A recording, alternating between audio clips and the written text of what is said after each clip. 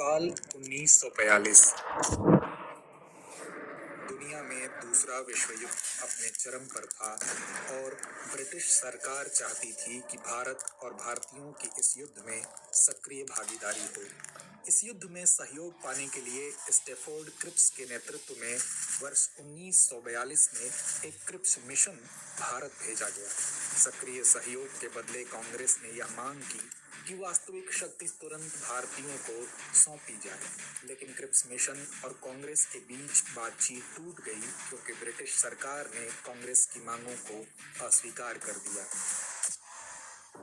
Cripps mission की असफलता के बाद भारतीय जनता रुष्ट हो गई और विश्व युद्ध के दौरान वस्तुओं की कमी और कीमतों में भारी वृद्धि ने जनता के असंतोष को और गहरा कर दिया। जनता के इस असंतोष को गांधी जी भली भांति समझ रहे थे और इसी को ध्यान में रखते हुए भारतीय स्वाधीनता के लिए और सक्रिय रूप से प्रयास करने लगे।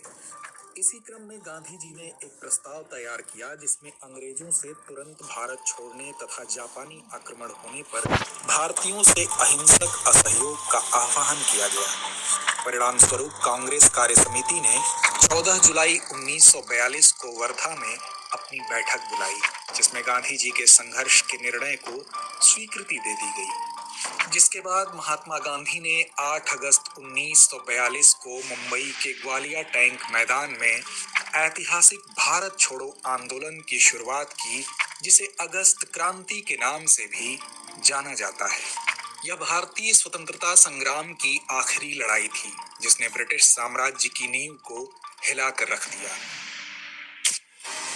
इस आंदोलन में विभिन्न वर्गों को गांधी जी द्वारा निर्देश दिए गए, जिनकी घोषणा ग्वालिया टैंक में ही कर दी गई, जैसे सरकारी सेवक नौकरी न छोड़ें परंतु कांग्रेस के प्रति अपनी निष्ठा की घोषणा कर दें, सैनिक अपने देशवासियों पर गोली चलाने से इनकार कर दें, छात्र पढ़ाई तभी छोड़ें जब आजादी हासिल होने तक अपने इस निर्णय पर अटल रह सकें।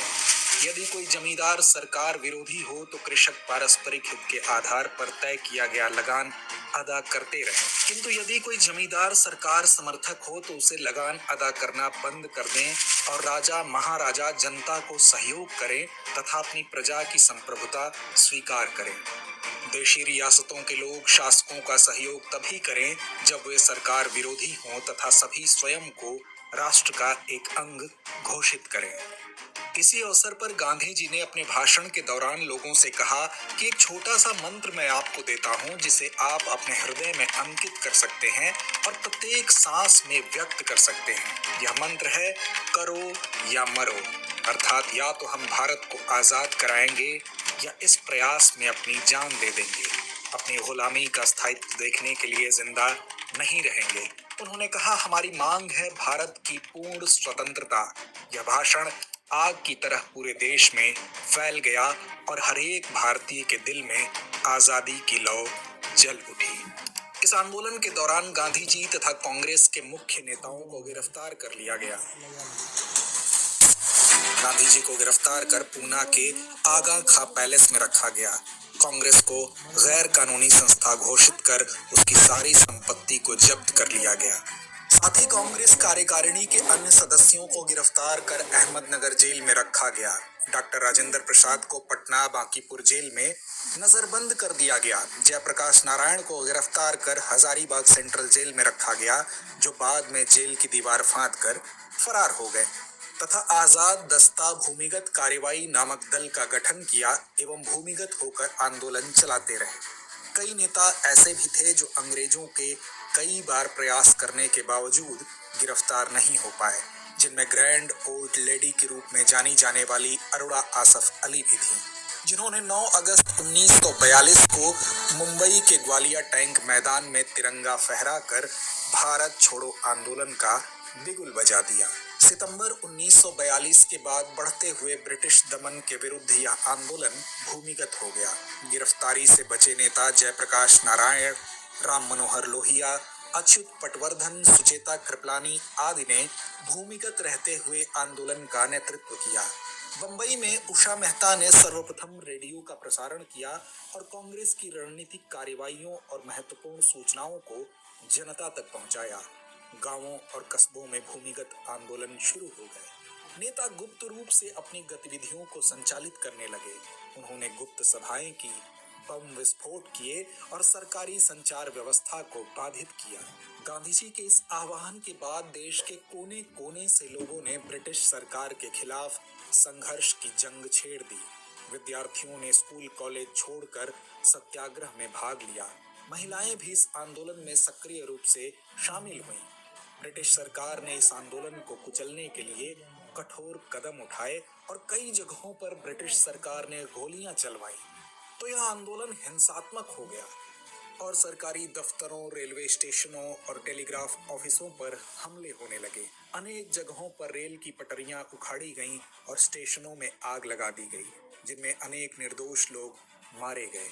किंतु इस सबके बावजूद आंदोलन की तीव्रता कम नहीं हुई। महाराष्ट्र, उत्तर प्रदेश, बिहार, बंगाल, पंजाब और असम जैसे राज्यों में इस आंदोलन की गूंज सुनाई देने लगी। किसानों, मजदूरों, विद्यार्थियों और महिलाओं ने इस आंदोलन में बढ़ चढ़कर हिस्सा लिया। भारत छोड़ो आंदोलन की खासियत यह थी कि इस आंदोलन में महिलाओं ने बढ़ चढ़कर हिस्सा लिया और पुरुषों की बराबरी करते हुए इसका नेतृत्व भी किया।